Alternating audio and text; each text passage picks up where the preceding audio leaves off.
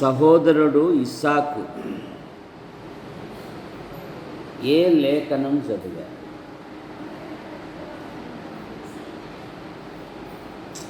అడగకుండానే చెప్పేసినారు. అడిగిన వాళ్ళకి చెప్తే కొత్త నోట్ వచ్చేది.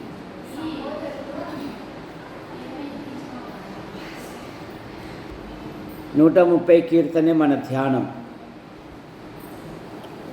యెహోవా అగాధ స్థలములలో నుండి నేను నీకు మొరపెట్టుచున్నాను. ప్రభువా, నా ప్రార్థన ఆలకించుము. నీ చెవి ఎగ్గి నా ఆర్తధ్వని వినుము. యెహోవా, నీవు దోషములను కనిపెట్టి చూసిన ఎడల ప్రభువా, ఎవడు నిలవగలడు? అయినను జనులు నీ యందు భయభక్తులు నిలుపునట్లు నీ యొద్ద క్షమాపణ దొరుకును. యెహోవా కొరకు నేను కనిపెట్టుచున్నాను. నా ప్రాణము ఆయన కొరకు కనిపెట్టుచున్నది. ఆయన మాట మీద కనిపెట్టుకొని ఉన్నది. కావలివారు ఉదయం కొరకు కనిపెట్టుట కంటే ఎక్కువగా నా ప్రాణము ప్రభు కొరకు కనిపెట్టుచున్నది. కావలివారు ఉదయం కొరకు కనిపెట్టుట కంటే ఎక్కువగా నా ప్రాణము కనిపెట్టుచున్నది. ఇశ్రాయేలు, యెహోవా మీద ఆశ పెట్టుకొనుము. యెహోవా యొద్ద కృప దొరుకును. ఆయన యొద్ద సంపూర్ణ విమోచన దొరుకును.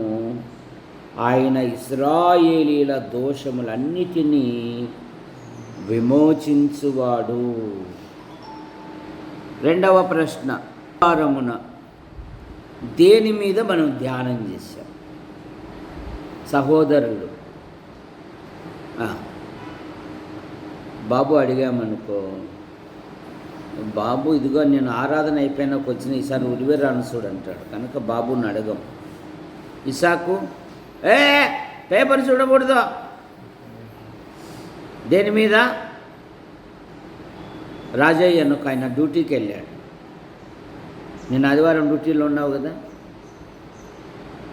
ఉన్నావా వచ్చినావా? సరే, ఇసాకు చెప్పలేదు కనుక ఇప్పుడు ఛాయిస్ మీకే. ఎవరిని అడగల్లా? నరసింహ భార్య చెప్తాను. నిన్న ఆదివారం, నిన్న రాలే మామ నేను అంటుంది. పోనీ ఇసాకు భార్యను అడుగుదామంటే మా తమ్ముని పెళ్ళి కదా బాబాయ్, నిన్ను ఆడపోయి ఉన్నాను అంటారు. ఏమవుతున్నాడు చెప్పండి ఏమా గారు? నిన్న ఆదివారము దేని మీద ధ్యానం చేశాను?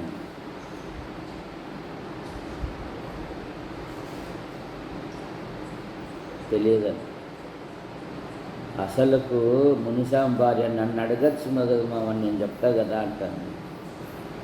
చెప్పమ్మా. ఆయమ్మ కూడా మర్చిపోయింది. ఏది చెప్పలే గట్టిగా? ఆడ ఎక్కించంది ఇంజక్షన్ చెవులు కాడ.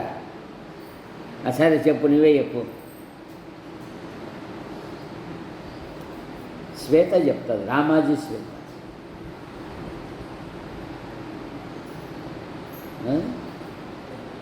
రమణ కుమారి చెప్పండి. తెలుసు కానీ చెప్పరు కదా. నువ్వు చెప్పమ్మా. గంధం కృపాసుందరి, నిన్న ఆదివారమున ఏది ధ్యానం చేశాము? ఛాయిస్ కూడా ఒక కొంచెం క్లూ కూడా ఇస్తా. అబ్రహాం లింకన్ క్లూ కూడా ఇచ్చిన సార్.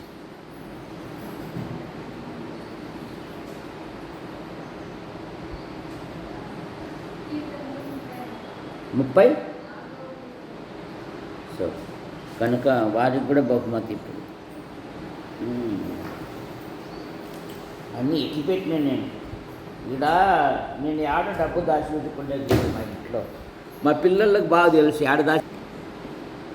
ఈ 130 కీర్తనలో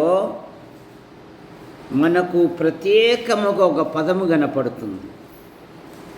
ఏమి ఆ పదము? నీ యొద్ద క్షమాపణ దొరుకును. మొదటి మాట.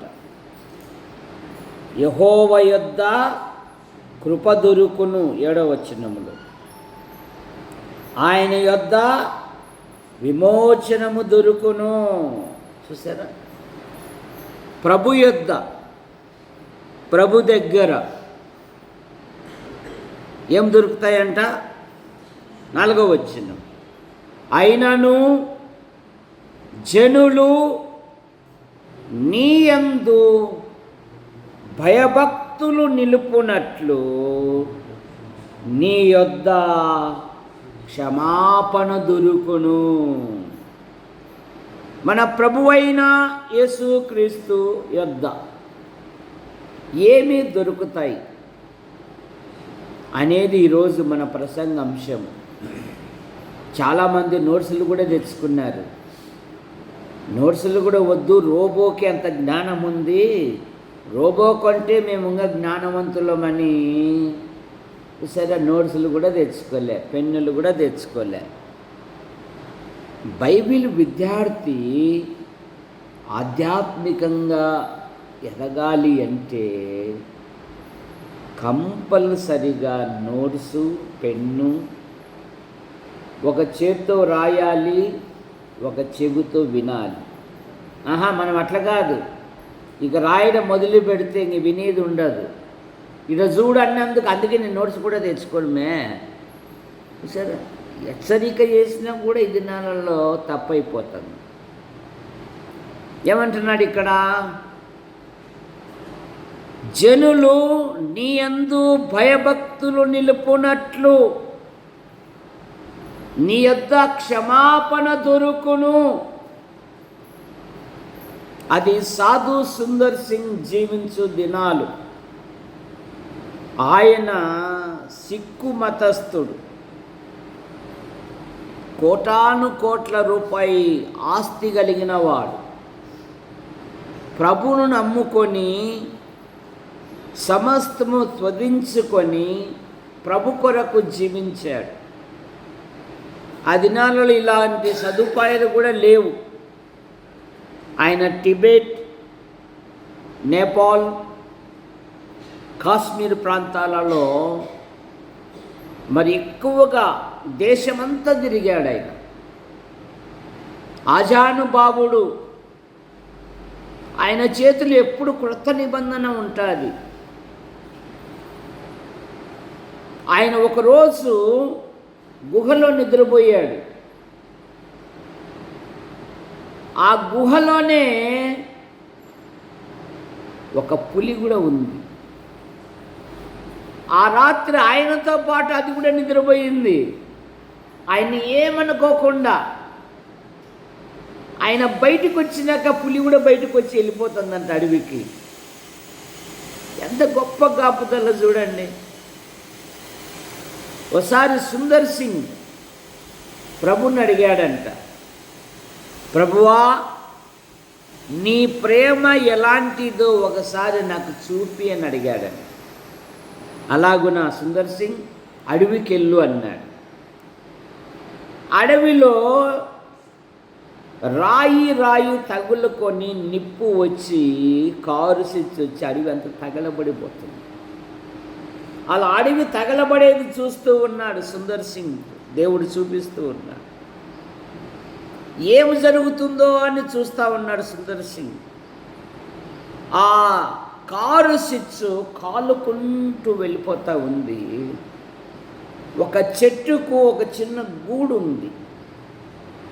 అందులో ఒక పిచ్చుక ఆ వేడి తట్టుకోలేక కీస్ కీస్ కీస్ కీస్ అని కేకలు పెడతాం. తల్లి ఎక్కడి నుండి ఉండేదో తెలియదు. అమాంతంగా వచ్చి ఆ గుట్లోకి దూరిపోయింది. శబ్దాలు ఆగిపోయినాయి. ఆ కారు సిచ్చు కాలుకుంటూ ఆ చెట్టును కూడా తగిలికొని వెళ్ళిపోయినాక ఆ గూడు కింద పడినప్పుడు దేవుడు అన్నాడంట, ఆ గూడును ఒకసారి తీయన్నాడు. ఆ వేడికి తల్లి చనిపోయింది, కానీ తల్లి కౌగిల్లో ఉన్న చిన్న పిచ్చుక భద్రంగా ఉంది. వణుకుతా కీస్ కీస్ అంటాను. ఇది సుందర్ సింగ్ నా ప్రేమ. మనము మన అపరాధముల చేత, మన దోషముల చేత, మన పాపముల చేత దేవుని కోపానికి, దేవుని ఉగ్రతకు మనము గురై ఉన్నాము. పాపములకు వచ్చు జీతము మరణము. మనుషులొక్కసారే మృతి పొందవలెను, ఆ తర్వాత తీర్పు జరుగును. యెషయా గ్రంథం 53వ అధ్యాయంలో మనకు బదులుగా మన పాపముల కొరకు, మన దోషముల కొరకు, మన అపరాధముల నిమిత్తమై మనకు బదులుగా మన శిక్ష అతని మీద పడెను. తల్లి ఎలాగూ చనిపోయిందో పాపముల కొరకు మన ప్రభు అయిన యేసుక్రీస్తు వారు ఆకాశానికి భూమికి మధ్య వేలాడవేయబడ్డాడు. ఆయన మనల్ని రక్షించాడు. పాతాళము నుండి, లోక పద్ధతుల నుండి, నిత్య నాశనము నుండి ఆయన మనలను విడిపించాడు, మనలను ప్రేమించి. యోహాను సువార్త 3:15-16లో మనకంతా తెలిసిన వాక్యమే. దేవుడు లోకమును ఎంతో కాగా తన అద్వితీయ కుమారుని ఈ లోకమునకు అనుగ్రహించాడు. ఎందుకు? ఎవరు నశించక. కనుక అలాంటి సుందర్ సింగ్ ఒక అడవిలో వెళ్తా ఉన్నాడు. ఒక దారి దోపిడీ గజ దొంగ, బందిపోటు దొంగ యాత్రికులను చంపి దోచుకొని వారి శవాలను గుట్టలు గుట్టలుగా గుహలో వేసేవారు. ఒకరోజు ఈ సాధు సుందర్ సింగ్ ఆ బందిపోటు దొంగకు తారసపడ్డాడు. అజానుబాబుడు, చాలా అందంగా ఉంటాడు. ఈరోజు నా పంట పండిందిరా, ఈయన దగ్గర చాలా బంగారం దొరకచ్చని ఆగు అన్నాడంట. సుందర్ సింగ్ గారు ఆగారు. నీ చేతిలో ఏమిటి అన్నప్పుడు కొత్త నిబంధన అన్నాడు. ఎవరి గురించే అని అంటే పాపుల రక్షకుడైన క్రీస్తు గురించి. ఇది ఆయన గురించి చెప్పు అన్నప్పుడు ప్రభుని గురించి చెప్తూ ఉంటే ఆ బందిపోటు దొంగ కన్నీళ్లు కారుస్తూ సాధు సుందర్ సింగ్ చేయబట్టుకొని ఆ గుహ దగ్గరికి వెళ్ళి, ఈ ఎముకలన్నీ ఉన్నాయే, వీళ్ళందరినీ నేను చంపేశాను, మరి నీ దేవుడు నన్ను రక్షించగలడా అంటే, ఎంత ఘోర పాపినైనా క్షమించుటకు ఆయన సిద్ధముగా ఉన్నాడన్నప్పుడు ఆ దొంగ మార్చబడి ప్రభు కొరకు జీవించాడు. జనులు నీ యందు భయభక్తులు నిలుపునట్లు నీ యొద్ద క్షమాపణ దొరుకును. మన ప్రభు అయిన యేసుక్రీస్తు వారి యొద్ద క్షమాపణ దొరుకుతుంది. కారణం మత్తయి సువార్త 26వ అధ్యాయము 28వ వచనము, 28వ వచనము, ఇది నా రక్తము అనగా పాప క్షమాపణ నిమిత్తము అనేకుల కొరకు చిందింపబడుతున్న నిబంధన రక్తము. ఇది నా రక్తము అనేకుల పాప క్షమాపణ కొరకు చిందింపబడుతున్న నా రక్తం. కనుక జనులు నీ యందు భయభక్తులు నిలుపునట్లు నీ యొద్ద క్షమాపణ దొరుకును. మత్తయి సువార్త 9వ వచనములో ప్రభు అయిన యేసుక్రీస్తు వారు 9:2 ఇదిగో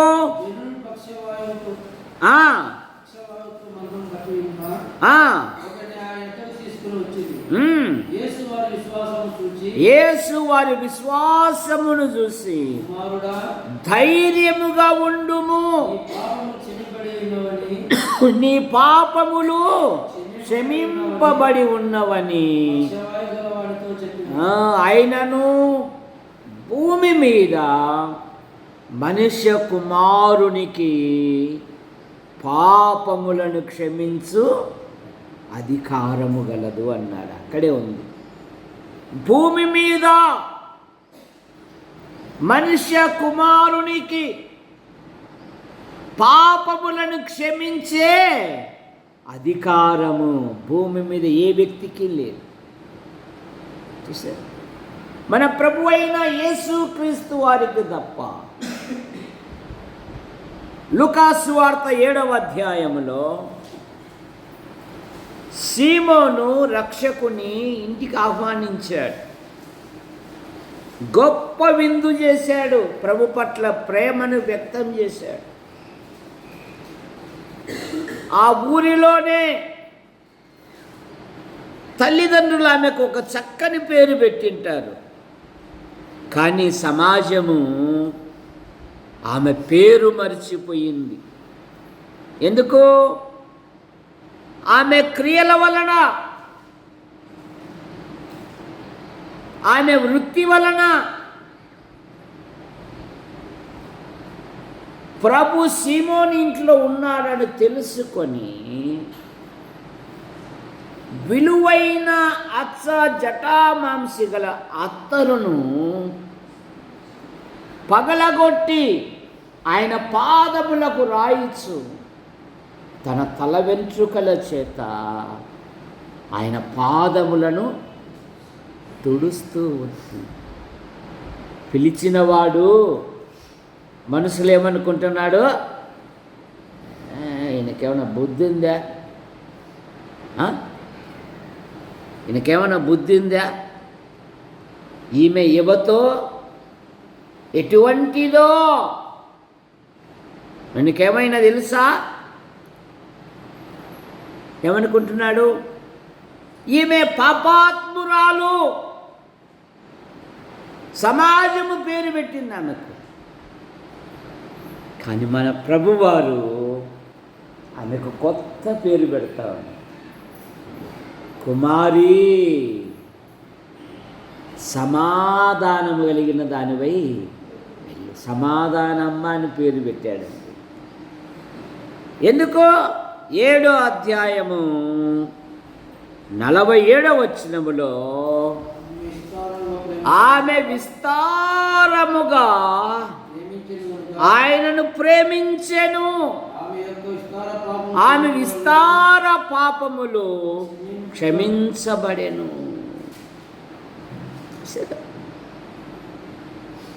ఆయన దండించలేదు, ఆమెను క్షమించాడు. నీకేమైనా బుద్ధి ఉంది అని తిట్టలేదు ఆయన. ఎందుకంటే మహిళకు వెంట్రుకలు ఆమె ఘనానికి సూచన. అబ్షాలోము విషయములో వెంట్రుకలు అందానికి సూచన. అబ్షాలోము వంటి సౌందర్యము కలిగిన వాడు ఇశ్రాయేలీలలో లేదు వాడు మన అసలు కింద పడుకోబెట్టకూడదు, రెండవది గట్టిగా అరసకూడదు. వద్దబ్బమ్మ, వాడు కంట్రోల్ చేపిస్తే నడుస్తుందండి. సరే, అబ్షాలోము విషయంలో వెంట్రుకలు సౌందర్యానికి గుర్తు. ఇక వెంట్రుకలు షద్రక్, మేషక్, అబేద్నేగోల విషయంలో వారి భద్రతకు గుర్తు, కాపుదలకు గుర్తు. ఎందుకంటే యేసు ప్రభు అన్నాడు కదా, మీ తల వెంట్రుకలు లెక్కింపబడి ఉన్నవి. మీ తండ్రి సెలవు లేకయే ఒక వెంట్రుక కూడా రాలదు అంట. ఎంత భద్రత అండి దేవుని ప్రజలకు. సరే, ఇప్పుడు ఆమె నా సౌందర్యము, నా ఘనము, నా బలము ఇయన్న ప్రభువైన యేసుక్రీస్తు. విలువైనది. దేవుని పిల్లలు విలువైన పనులు చేసేటప్పుడే సాతానుడు ఏదో ఒక సమస్య తీసుకొని వస్తాడు కదా. ఏమైంది అక్కడ? ఎందుకమ్మా అంత ఖర్చు? అదే డబ్బు ఇచ్చింటే బీదలకు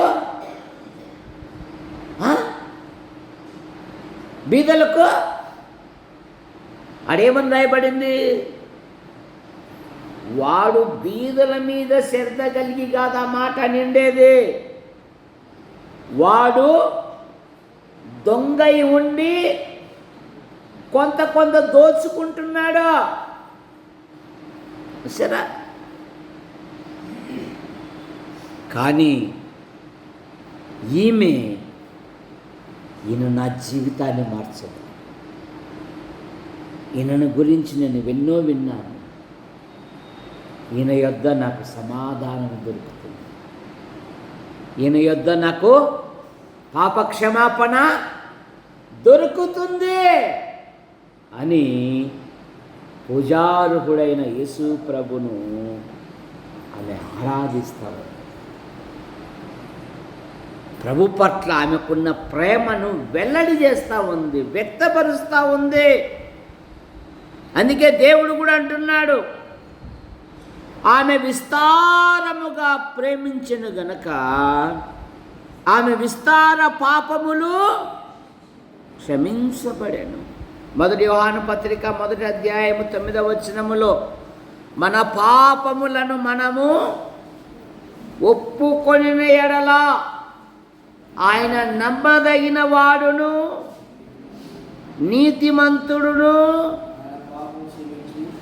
ఆయన మన పాపములను క్షమించి సమస్త దుర్నీతి నుండి మనలను పవిత్రపరచును. కనుక మొదటి మాట, నీ యందు భయభక్తులు నిలుపునట్లు నీ యొద్ద క్షమాపణ దొరుకును. ఈరోజు చెప్పే 7 మాటలు రేపు ఆదివారం చెప్తే మళ్ళీ ఇదే బహుమతే ఉంటుంది. అయితే అప్పుడు రెఫరెన్స్తో సహా చెప్పాల. ఈ వారం అంతా నేర్చుకోవాలి. 7 మాటలే కదా, ఈ 100 మాటలా నేర్చుకోరా, మీ మేలు కొరకే.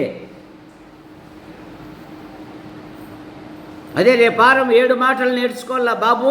ఈ 7 మాటలు చెప్తే బహుమతి అనా, నీకున్న ప్రమాదన అది. కనుక మొదటి మాట, జనులు నీ యందు భయభక్తులు నిలుపునట్లు నీ యొద్ద క్షమాపణ దొరుకును. మొదటి మాట. రెండవ మాట 130 కీర్తన 7వ వచనములో, ఇశ్రాయేలు యెహోవా మీద ఆశ పెట్టుకొనుము, యెహోవా యొద్ద కృప దొరుకును. కృప అంటే అర్థమేంది? కృప అనగా అర్థమేంది? కట్టుపల్లి యోహాన్ అంకుల్ దగ్గరికి వెళ్ళా. అంకుల్, నా పిల్లలకు నువ్వే పేర్లు పెట్టాలా అన్న. మీ నాయన పేరు ఏం పేరు? దేవదానం గారు అన్న. జయన్న అన్న. అని ఏం చేశాడు? విక్టర్ డేవిడ్ అని పెట్టాడు. ఏం పెట్టాడు? దాంట్లో ఏముంది? జయదావీదు, జయము జా మా నాయన పేరు ఉంది, దావీదు దగ్గర నా పేరు. ఇక రెండవ పేరు, నా కుమార్తెకు కూడా పేరు పెట్టాలా, పైగా మా అత్తమ్మ ఆ దినాలలో నా పరిస్థితి కూడా చూడలేదు. ఆమె విశ్వాసముతో తన కుమార్తెనిచ్చింది. మా అత్తమ్మ పేరు కలిసేదట్లా పేరు పెట్టు అని, కృపాసుందరి అని పేరు పెట్టాను. సుందరమ్మ మా అత్త పేరు చూసారా. అందుకని మా సుందరికి చిన్నప్పటికి the great Sundari, the great Sundari నేను పెట్టే ఈ పేరు. The great Sundari, the great Sundari. ఇక డేవిడ్కు the victor David, the victory అని పెట్టారు. కనుక మన పిల్లలకు మన జీవితాలలో జరిగే దానిని బట్టి మనం పెట్టాలి. ఇక్కడ ఏమంటున్నాడు, జనులు ఇశ్రాయేలు యెహోవా మీద ఆశ పెట్టుకొనుము, యెహోవా యొద్ద కృప. కృప అనే పదానికి నిర్వచనము మతస్థులను పోయి అడగండి, కృపే అంటారు. కృప అనే పదానికి అర్థం ఏంటంటే మనము దేనికి అనర్హులమో దానిని అర్హులుగా చేయుటయే కృప. మన పాపములను బట్టి, మన దోషములను బట్టి మనము దేవుని రాజ్యానికి అనర్హులము. కానీ బైబిలే చెప్తుంది కదా, బైబిలే సమాధానం. 2వ కొరింథీ పత్రిక 8వ అధ్యాయము 8వ వచనం, మీరు మన ప్రభువైన యేసుక్రీస్తు కృపను ఎరుగుదురా. ఆయన ధనవంతుడై ఉండి మీరు తన దారిద్ర్యం వలన మీరు ధనవంతులు కావాలని ఏమయ్యాడంట? మీ నిమిత్తం ఏమయ్యాడైనా? మన నిమిత్తం ఏమయ్యాడు యేసు ప్రభు? కను గమనించడంలే, ఎప్పుడు ఏడిపే, దేవుడు మాకేమిచ్చాడు, దేవుడు మాకేమిచ్చాడు, దేవుడు మాకేమిచ్చాడు. ఒకసారి నీవు పరిశీలించుకుంటే దేవుడిచ్చిన ఆశీర్వాదాలు ఎన్నో నీ జీవితంలో కనపడతాయి. మీరు మన ప్రభువైన యేసుక్రీస్తును కృపను ఎరుగుదురా.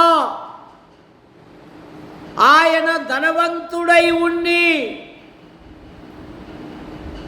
తన దారిద్ర్యం వలన మీరు ధనవంతులు కావాలని యేసు ప్రభు మన కొరకు ఏమయ్యాడు? భూలోకములో ధనవంతులు కాదు, గుర్తుపెట్టుకో, పరలోకములో ధనవంతులము. ఎవరంట మనము? చూడండి, యాకోబు పత్రికలో ఉంది.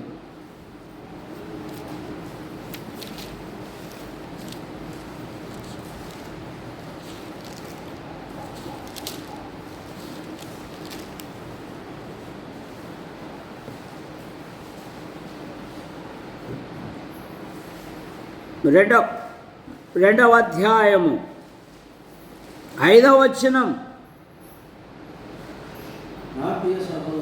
నా ప్రియ సహోదరులారా ఆలకించుడి, ఈ లోక విషయములలో దరిద్రులైన వారిని విశ్వాసమందు భాగ్యవంతులుగాను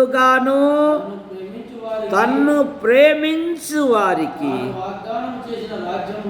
తాను వాగ్దానం చేసిన రాజ్యమునకు వారసులుగా ఉండుటకు దేవుడు ఏర్పరుచుకున్నాడు అంటున్నాడు. విశ్వాసమందు భాగ్యవంతులం. నిన్న మరి పెసరవాయిలో 10 గంటలకే ఎంగేజ్మెంట్ అన్నారు. ఎప్పుడబ్బా పోయేది? కారు మాట్లాడితే 3,000 రూపాయలు అంటున్నారు బాడిగా. ఇక 4కి అలారం పెట్టుకున్నా, రెడీ అయినా నరసింహన్ లేపి బస్టాండ్లో ఉన్నా. దేవుడు తన సాధనాలు ఎలాగుంటాయంటే ఆశ్చర్యకరంగా ఉంటాయి. ప్రైవేట్ ఏసీ బస్సు వచ్చింది, బుగ్గ అన్నారు. బుగ్గ కాదయ్యా, ఎంతవరకు పోతుంది? బనగానపల్లి వరకు అన్నారు. అబ్బా దేవా స్తోత్రం నైనా అన్నాక మళ్ళీ దగ్గరికి వచ్చినాక బనగానపల్లి కాదు, అవుక్కుపోయి అవుకు నుండి కోయిలకుంట్ల పోయి ఆ బనగానపల్లి అన్నాడు. పోతాయి నేను కోయిలకుంట్ల దిగుతాను అన్నాడు. నంద్యాలకు పోదా అన్నా. సార్ నంద్యాలకి అయితే 15,000 అవుతుంది సార్ అంటున్నాడు ఆయన. ఎందుకు? డీజిల్ కన్నీ. వద్దులేవా, కోయిలకుంట్లలో దిగుతాను.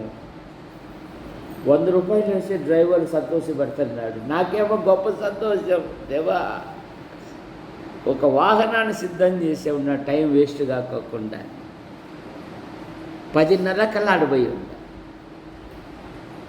నాకేమో భయం అవుతుంది, 10 కల్లా ఎట్లా చేరుకుంటా ప్రభువా అని చెప్పేసి నంద్యాల బస్సు పోయి ఆ నుండి ఇంకో బస్సు పోయి ఆ నుండి ఇంకోరు వచ్చి నన్ను ఎక్కించుకొని పోవాలి. కానీ దేవుడు, నేను అందుకే చెప్తావంట, విశ్వాసంతో నువ్వు పని ప్రారంభిస్తే ఆయన ఆశ్చర్యకరంగా తన సాధనాలను ఏర్పాటు చేస్తాడు. తన సాధనాలను ఏర్పాటు చేస్తాడు. అద్భుతంగా 5:30కి ఎక్కాను, 7 గంటలకల్లా కోయిలకుంట్ల దిగినాను. బా దేవా స్తోత్రం అనుకున్నాను. ఇక రిటర్న్ ఇట్లా వచ్చేసిన కర్నూలు మీద. అది కూడా పరిగెత్తి ఆడిని బస్సు గదులుతుంది, తాడిపత్రి బస్సు. ఓయమ్మా దేవా నీకు స్తోత్రం నైనా ఎక్కేసి 9 కల్లా ఇంటికి వచ్చేసి. నువ్వు బయలుదేరాలా. నువ్వు బయలుదేరకుండానే సోమరోడు మంచం మీద ఉండి నేను అనిల్ అంబానీ పక్కన ఇల్లు కట్టినానంటే అవుతుందా? జ్యోతిర్మయ్ శ్రమపడల్లా విశ్వాసముతో. అబ్రహాం లింకన్ ఎన్నోసార్లు పడుతూ లేస్తూ 96 సార్లేమో పడుతూ లేచాడంట. 98వ ఏమో అమెరికాకు 16వ అధ్యక్షకుడు అయ్యాడు. ఇంకా పడిపోతే ఇంక సాలుపా, నేను చేయను. ఓపిక లేని పిల్లలు ఇప్పుడు ఉన్న పిల్లలు. ఏం పిల్లలు? ఓపిక లేని పిల్లలు. వీటికి వచ్చినాక మెట్లు ఎక్కాలన్నా బరువు అవుతుంది, మెట్లు దిగాలన్నా బరువు అవుతుంది మాకు. సరే, ఒకవేళ కిందికి తినేక కుమార బకెట్ ముందు చెప్పకూడదా, ల్యాండ్ తీసుకొని పోకూడదు అంటుంది మా ఆవిడ. కనుక నువ్వు విశ్వాస మార్గములో బయలుదేరితే ఆయన ఆశ్చర్యకరంగా సాధనాలను ఏర్పాటు చేస్తాడు.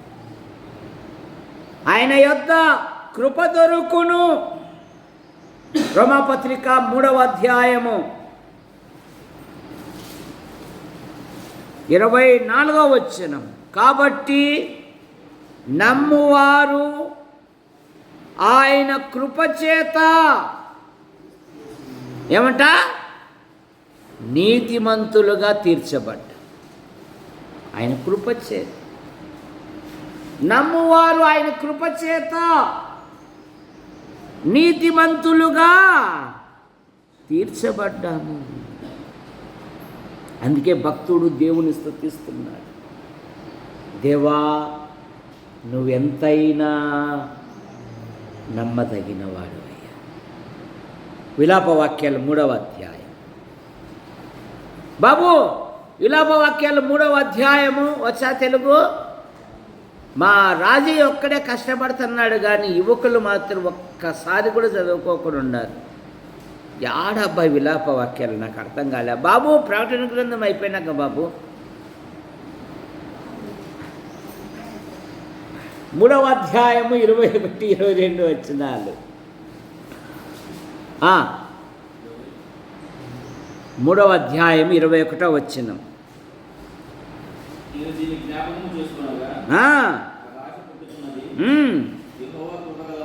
యెహోవా కృపగలవాడు,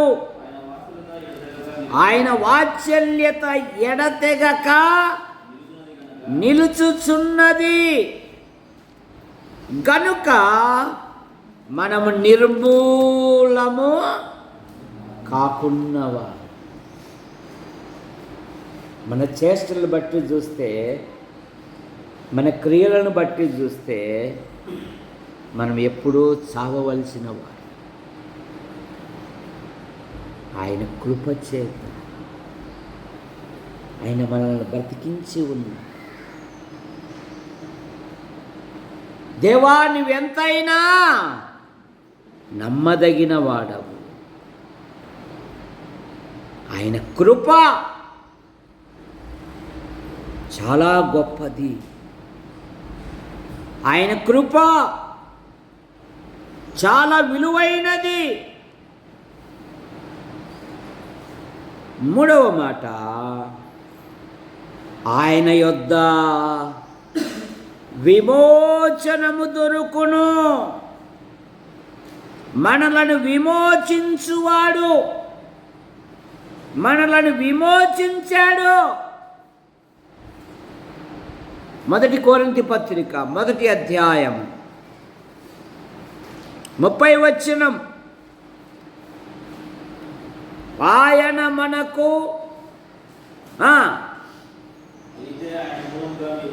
ఆయన మూలముగా క్రీస్తు యేసునందున్నవారు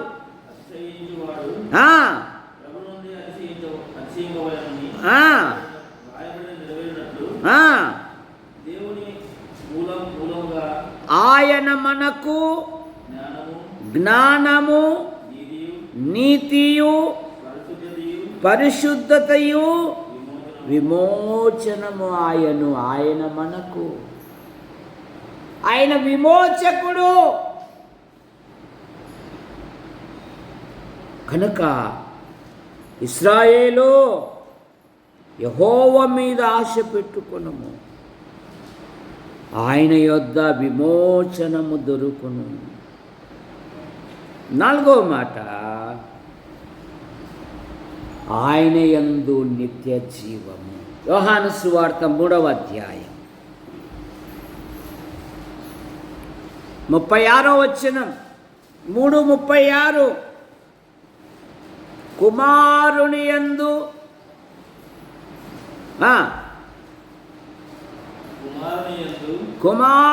యందు కుమారుడు విశ్వాసముంచువాడే నిత్య జీవము గలవాడు. కుమారునికి విధేయత చూపనివాడు జీవము చూడడు. కుమారుని యందు విశ్వాసముంచువాడే నిత్య జీవము గలవాడు. యేసు ప్రభు వారు అన్నారు కదా, యోహాను సువార్త 5:24, నా మాట విని నన్ను పంపిన వాని యందు విశ్వాసముంచు ప్రతివాడు నిత్య జీవము గలవాడు.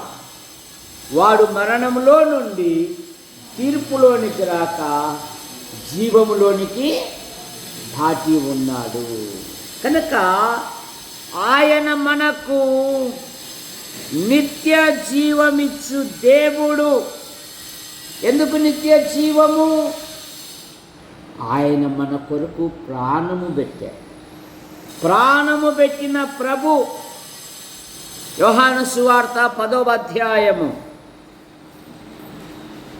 28వ వచనము.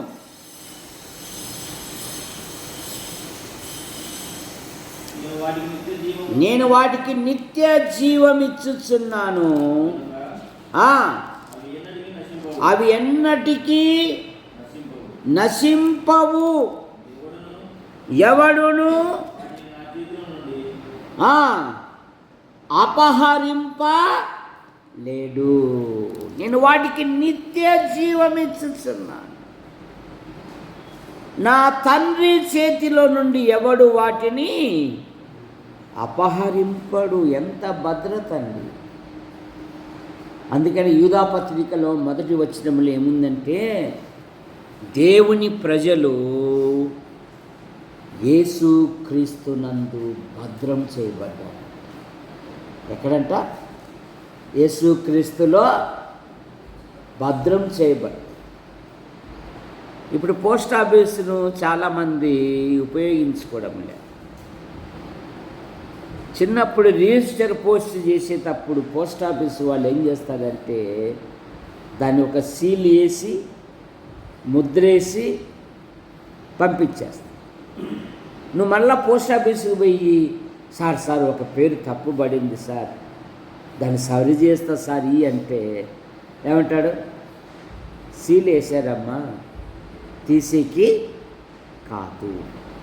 కావాలంటే మరో లెటర్ రాసి దాన్ని పంపించండి అంట. బట్వాడు చేసినాక దాన్ని మళ్ళీ రిటర్న్ తీసుకునేకి మనం యేసు క్రీస్తులో భద్రపరచబడ్డాం, భద్రం చేయబడ్డాం. అందుకే అంటున్నాడు, నా తండ్రి చేతిలో నుండి ఎవడు వాటిని అపహరింపడు. 5వ మాట 111వ కీర్తన 5వ వచనం, నీయందు భయభక్తులు గల వారికి ఆయన ఆహారమిచ్చి ఉన్నాడు. సరే, దేవుని యందు భయభక్తులు కలిగిన ప్రజలకు ఆయన ఆహారం ఇచ్చి ఉన్నాడు. 34 కీర్తన 10వ వచనములో ఒక శ్రేష్టమైన మాట ఉంది. సింహపు పిల్లలు లేమి గలవై ఆకలిగొనును, అడవిలో ఏనుగు మొదలుకొని చిన్న బల్లి వరకు సకల ప్రాణులు ఉంటాయి, కానీ ఒక్కోసారి దానికి కూడా ఆహారం దొరకదని. ఎందుకు? అవన్నీ దేవుని మీద ఆధారపడతాయంట. 104వ కీర్తనలో ఆ మాట ఉంది చూడండి, ఇవన్నీ నీ దయ కొరకు కనిపెట్టుచున్నవి, సకల ప్రాణులను నీవు తృప్తిపరచు దేవుడవు అనే మాట మనకు దొరుకుతుంది. 14వ వచనం 104వ కీర్తన 14వ వచనం, లేదంటే 27వ వచనములో కూడా, తగిన కాలమున ఆహారం ఇచ్చేదవు, ఇవన్నీ సరే ప్రాణులు కూడా నీ దయ కొరకు కనిపెట్టుచున్నవి. నీవు వాటికి పెట్టున్నది అవి కూర్చుకొనును, నీవు గుప్పిలి విప్పగా అవి మంచి వాటిని తిని తృప్తి పొందును, నీవు ముఖము మరుగు చేసుకొనగా అవి కలతబడతాయి. ఏం దేవునికి కూడా దయలేదే. భూమి మీద కాకి ఆడవాళ్ళినా కూడా నువ్వు రంగా కూతురు కదా నిలువ,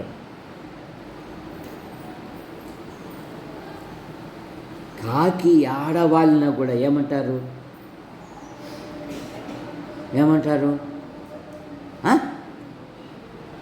చెప్పు మే ఆయనకు తెలియదంటే నువ్వు కూర్చో, మా సుప్రియ చెప్తాది. చెప్పు సుప్రియ, ఏమంటారు? కూర్చో నువ్వు ఏమని కూర్చో. ఈ మొదలశ్రమ కాకి ఎప్పుడు మా ఇంటికాడే పడి ఉంటుంది, దీనికి రాకోకుండా ఉంది. ఆడవాళ్ళినా కూడా ఒక్కరోజన్నా దయగలిగి మా శ్వేత నిన్న గింజలను వేసిన కాకి, అదే పౌరానికైతే అని పిలుస్తాము. చూసారా, పౌరానైతే పిలుస్తాము, కానీ కాకిని ఎప్పుడు పిలుస్తాం బాబు? మన భారతదేశంలో ఎప్పుడు పిలుస్తాము? పిండాకూడు పెట్టినప్పుడు కావు కావు, ఎందుకంటే పితరులు కాకి రూపంలో వచ్చి తింటారంట. అవుతుంది అది. ఆ? కానీ దేవుని జవాబు చూసారా? తిండి లేక తిరుగులాడుచు కాకి పిల్లలు దేవునికి మొరపెట్టినప్పుడు కాకికి ఆహారం సిద్ధపరిచిన వాడెవడు? నేనే కదా. ఎంత దయగల దేవుడు అండి మన దేవుడు. యోబు గ్రంథంలో ఉంది ఆ మాట. తిండి లేక తిరుగులాడుచు కాకి పిల్లలు, కాకి కాదు కనుక ఈ పిల్లలు తల్లిదండ్రుల కొరకు ప్రార్థన చేయాల. ఏం చేయాలా? ఈడు లే, నువ్వు కూర్చో. ఓ సూట్ వేసుకొచ్చినావా? లే. యేసు ప్రభువా, మా నాయన ఉదయం మొదలుకొని 8 గంటల వరకు నిలబడి ఏమమ్ముతారా? కాయలు అమ్ముతాడు. మా నాయన కాళ్ళు బాగు చేయి దేవుడా అని ప్రార్థన చేయాల. అర్థమైందా? అంతేగాని వచ్చారు 50 రూపాయలు ఈ నాయన అని అడగకూడదు. ఈ పిల్లలు తల్లిదండ్రుల కొరకు ప్రార్థన చేయాలి. ఏం చేయాలి? కూర్చో. నువ్వు లే, సూట్ వేసుకొని వచ్చినావు కదా అందగా నువ్వు. మేడం ఏ వాక్యం చెప్పింది? ఏం వాక్యం చెప్పింది? కంటత వాక్యం చెప్పు.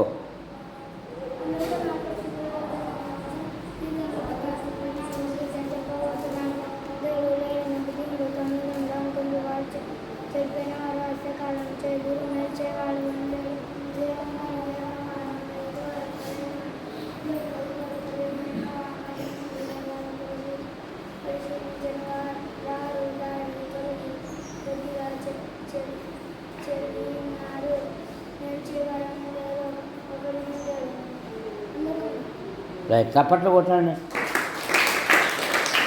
కూర్చో. నేను చెప్పేది ఎవరు కూర్చో అంటే అట్లా ఉండాలి.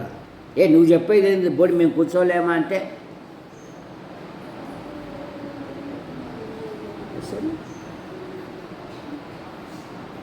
ఆయన ఆహారం ఇచ్చు దేవుడు.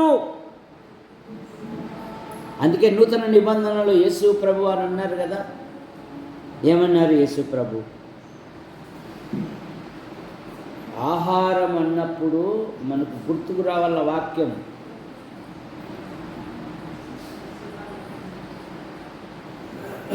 ఎవరు చెప్పగలరు? చెప్పు.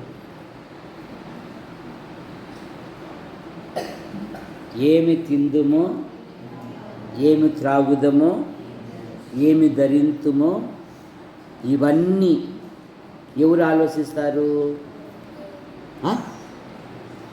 చెప్పు శ్వేత, చెప్పు, గట్టిగా చెప్పు. ఎవరు ఆలోచిస్తారు? దేవుని ఎరగని అన్యులు అనే మాట అక్కడ. కానీ యేసు ప్రభు జవాబు ఏంది?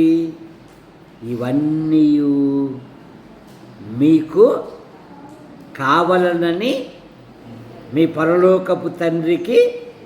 అబ్బా, ఎంత గొప్ప దేవుడండి! ఇవన్నీ మీకు కావాలేను. ఆయన ఆశ్చర్యకరంగా అందుకే అన్నాడు, సింహ పిల్లలు లేమి గలవై ఆకలి కొనును, యెహోవాను ఆశ్రయించు వారికి ఆయన ఏ మేలు చేయక మానడు.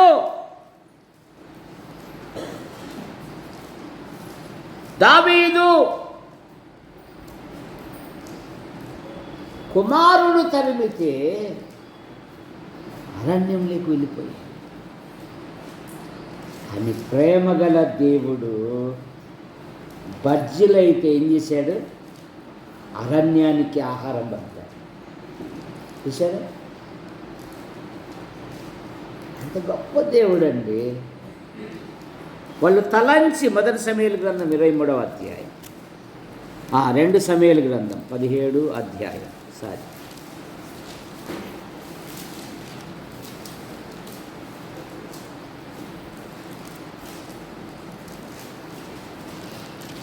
17వ అధ్యాయం 27వ వచనం. 2 సమూయేలు గ్రంథం 17:27. దావీదు మహనీముకు వచ్చినప్పుడు అమ్మోనీయుల రబ్బా పట్టణస్థుడైన నాహోసు కుమారుడగు షోబియను, లోదేబారు ఊరివాడగు అమ్మియేలును, కుమారుడైన మాకీరును, రోగిలీం వారు ఊరివాడైన గిలాదీయుడైన బర్జిలై అరణ్యమందు జనులు అలసిన వారై ఆకలిగొని దప్పిగొని ఉందురని తలంచి పరుపులు, పాత్రలు, కుండలు, గోధుమలు, యవలు, పిండి వేసిన గోధుమలు, కాయధాన్యములు, చిక్కుడుగాయలు, పేలాలు, తేనె, వెన్ని, గొర్రెలు, జున్ను ముద్దలు దావీదును అతని యొద్ద ఉన్న జనుల యొద్దకును. సరే, అడవిలో కూడా 5 స్టార్ భోజనం పెట్టించాడు దేవుడు. ఏం భోజనము? 5 స్టార్ హోటల్ భోజనం, రాజభోజనం పెట్టాడు. రాజునకు రాజభోజనమే కదా. వాళ్ళు తలంచి, అందుకే దావీదు తనకు ఉపకారం చేసిన ప్రతి వారిని తన బల్ల యుద్ధకు చేర్చుకునేవాడు దావీదు. ఇప్పుడు బర్జిలైన అన్నాడు, నా బల్ల యుద్ధకు రా అన్నాడు. ముసలోడు అంటున్నాడు, ఏం వయసు ఉంది నాది, ఇంక అయిపోతుంది, నేను ఇక్కడే ఉంటాను, కావాలంటే కింహామును తీసుకో అంటాడు. ఇక 1 రాజుల గ్రంథం 2వ అధ్యాయంలో యువనాయకుడైన సొలొమోనుకు కొన్ని పాఠాలు చెప్తూ ఉన్నాడు. నైనా, నేను మీ అన్నయ్య యొద్ద నుండి పారిపోయేటప్పుడు కొందరు నాకు ఉపకారం చేశారు నాయనా, వారిని నీ బల్ల యొద్ద చేర్చుకొనుము అంటాడు. చూడండి వచనం.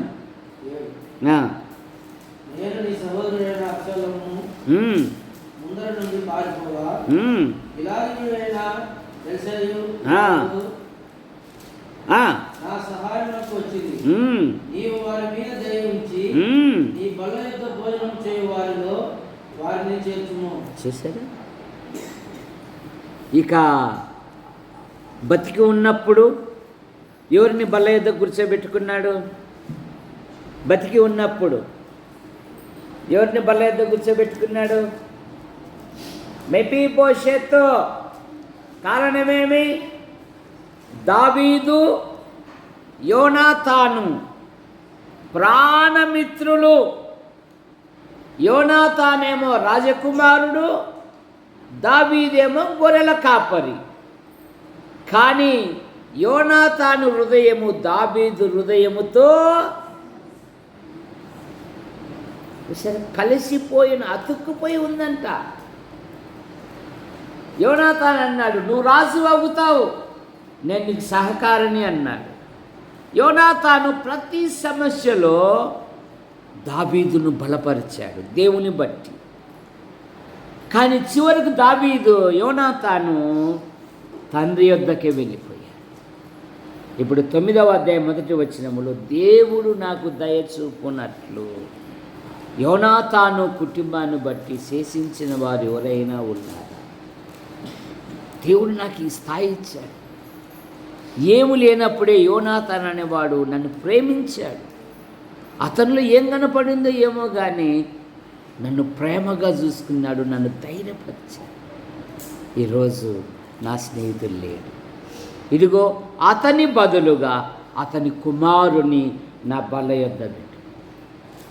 కృతజ్ఞత దేవుడు చేసిన మేళ్లను బట్టి. విశ్వాసి ఎప్పుడు కృతజ్ఞత కలిగి ఉండాలి. కృతజ్ఞత లేని వారుగా జీవించకూడదు. సరే, మేము బాల్యం నుండి ఎవరికైతే సేవ చేశానో వాళ్ళు మధ్యరాత్రి పిలిచినా కూడా నేను వెళ్తా. అయ్యా కొంత సమస్య వచ్చింది, నువ్వు రా, నువ్వు చెప్తే మా పాప వింటాడు, మా వాడు వింటాడు. ఎరా చేయను అంకుల్, ఇంకా చేయను అని అనేస్తారు అంతే. మీ నాయన ఉన్నప్పుడు చేసినాం పని కాదు. నా స్నేహితుడు, అతను నన్ను చేరదీశాడు. ఈ స్థాయిలో ఉన్నామంటే అతని పాత్ర ఎక్కువగా ఉంది. అతన్ని ఎప్పుడూ మర్చిపోకూడదు మనం. చూసారా? ఆహారము దొరుకును. 6వ మాట, జ్ఞానము దొరుకును. యాకోబు పత్రిక 1వ అధ్యాయం 6వ వచనములో. ఇక 7వ మాట, ప్రార్థనకు జవాబు దొరుకుతుంది. 33:3 ఇర్మీయా గ్రంథం. నాకు మొరపెట్టుము, నేను నీకు. కానీ యెఫ్తా ఇశ్రాయేలీయులకు శత్రుశేషము లేకుండా 40 సంవత్సరాలు ఇశ్రాయేలీలను చక్కగా చూసుకుంటే అతడు చేసిన మేలను మర్చిపోయి ఇశ్రాయేలీలు వారి కుటుంబాన్ని కూడా మేలు చేయకుండా మర్చిపోయారంట. చూడండి, న్యాయాధిపతుల గ్రంథం 8వ అధ్యాయం. గిద్యోను మరియు వారు గిద్యోనను యెరుబ్బాబెలు ఇశ్రాయేలుకు చేసిన ఉపకారమంతయు మరచి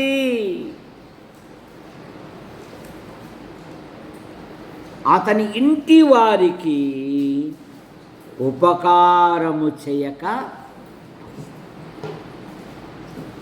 గిద్యోను ఇశ్రాయేలీయులకు 40 సంవత్సరాలు నెమ్మదిచ్చాడు, శత్రువు తల ఎత్తలేకుండా చేశాడు. అక్కడే ఉంది చూడండి, 28వ వచనం. మిద్యానీయులు ఇశ్రాయేలు ఎదుట అనుపబడి అటు తర్వాత తమ తలలు ఎత్తుకొనలేక పోయింది. గిద్యోను దినములలో దేశము 40 సంవత్సరములు నిమ్మలముగా ఉందంట.